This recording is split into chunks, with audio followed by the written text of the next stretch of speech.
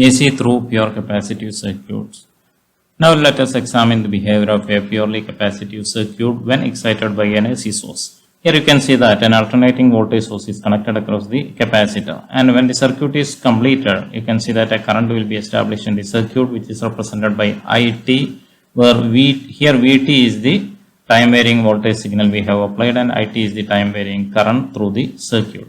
So if you represent the time varying voltage sources V is equal to Vm sin omega t, it can be written as V bar, that is the phasor representation, equal to Vm angle 0 degree. Here you can see that Vm is the maximum value of the voltage signal, and here we are taking the angle of the voltage signal as 0 because we are considering that phasor as a reference. Now we know the relation between the charge stored in a capacitor and the capacitance and the voltage across the plates of the capacitor. Q is equal to CV.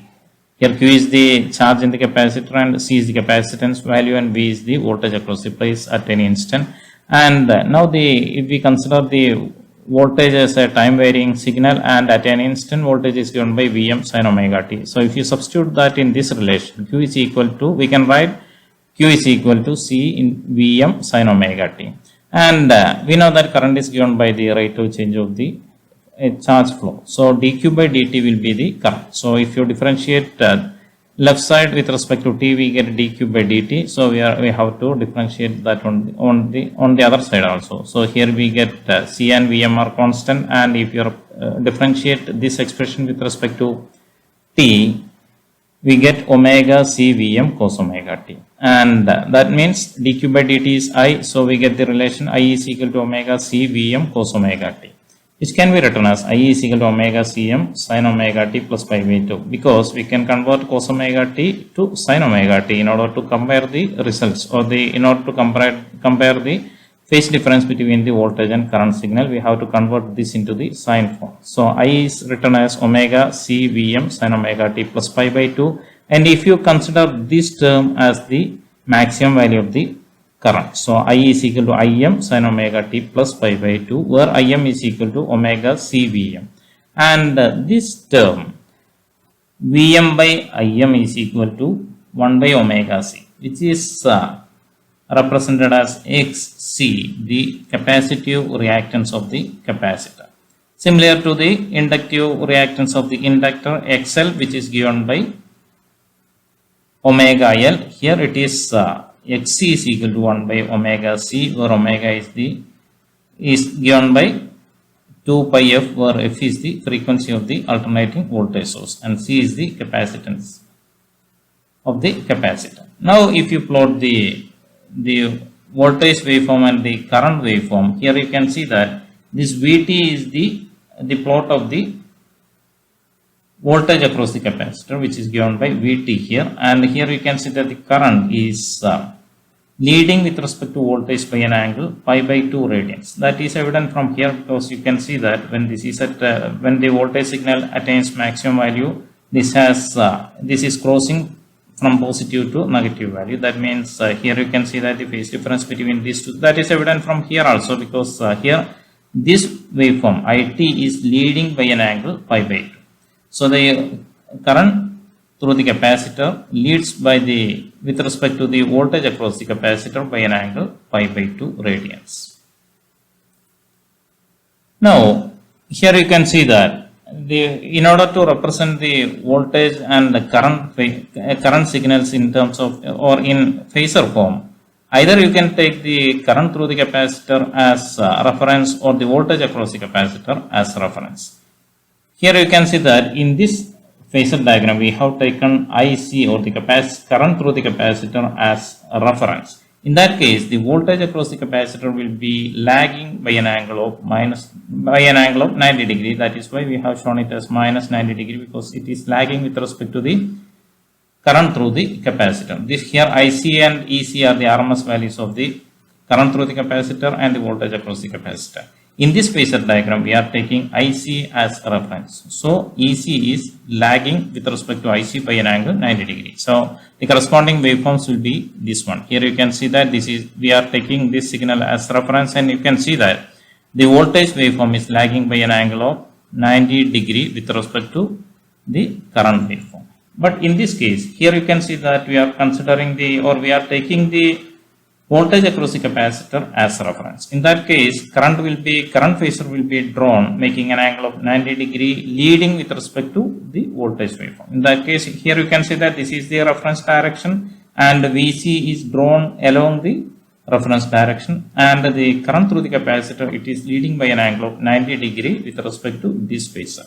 Corresponding waveforms will be this one. Here you can see that this waveform is the reference, and with respect to this voltage waveform, this current signal is leading by an angle of 90 degree. Here you can see that even though we have drawn the phasor diagrams in two forms by taking different phasors as reference, both are conveying the same information. Now you can see that from the previous slides, we can see that the current through a capacitor leads the voltage across it by 90 degree, and we get this relation V is equal to Im by omega c, as we have seen in the in the last slide. So Vm can be written as Xc into Im, where Xc is the capacitive reactance of the circuit or the capacitor.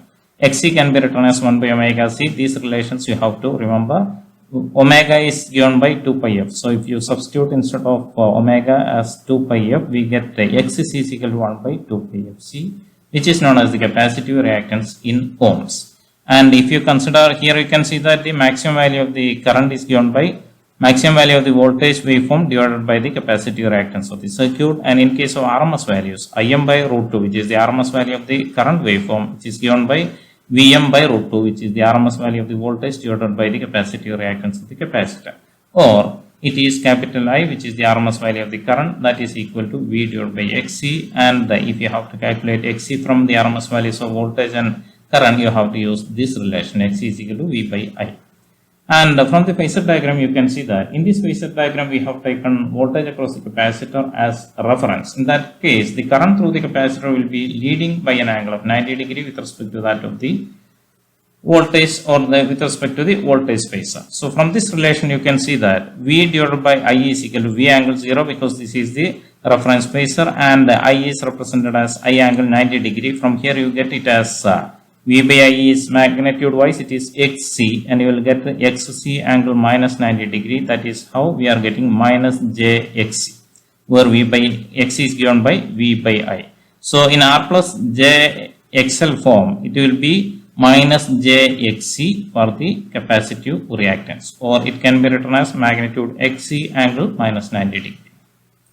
Now if we look into the variation of the power in case of a purely capacitive circuit, here you can see that the instantaneous power is given by Pt, which is the P of t is the instantaneous value of the power. It is obtained by the product of the instantaneous value of the voltage and that of the current. Here Vt and It are both are time varying, and Vt is given by Vm sin omega t and It is given by Im sin omega t plus 90 degree, because current will be lagging by an angle of 90 degree with respect to the voltage waveform. So if you combine these two, we get Vm Im cos omega t into sin omega t, which is equal to Vm Im by 2 sin 2 omega t.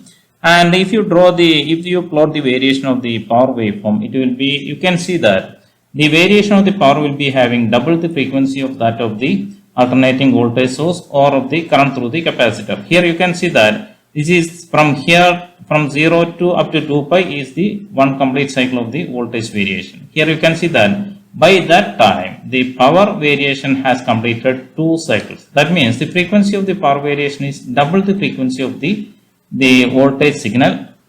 And here you can see that the positive values of the power in a complete cycle, if you consider the variation of the power for a complete cycle, the positive quantity exactly matches that of the negative quantities. That means if you take the average value of the power over a complete cycle, you will get it as 0, because this will be cancelled by this form, this area, and this area will be cancelled by this area. So as a result, average value of the power in a capacitive circuit, pure capacitive circuit, is equal to 0, which is evident from this mathematical formula also. If you have to evaluate the average power over one complete cycle of the variation of the power, it is given by capital P is equal to 1 by 2 pi integral from 0 to 2 pi P of t d omega t d omega t is equal to 0. Here actually we are taking from 0 to 2 pi pt d omega t is the integral of the power signal over a complete cycle. That divided by 2 pi will give the average value, and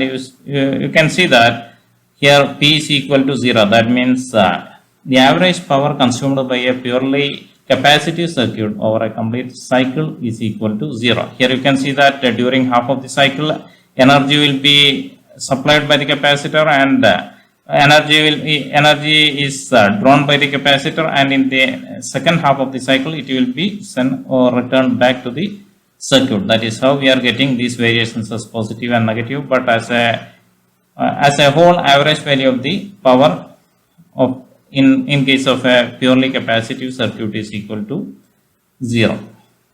And here you can see that here the power variation, here it is power is positive because both the voltage and current values are positive. Here you can see that one of the signal is or the current values are negative, so the total power, instantaneous power values will be negative here. In this case, here you can see that in this area from pi to 3 pi by 2, you can see that voltage as well as the current waveforms are having negative values, so the products will be positive. And here again one of the value is positive and another is negative, so you are getting a negative area. But as a whole you can see that the average power in over a complete cycle is equal to 0.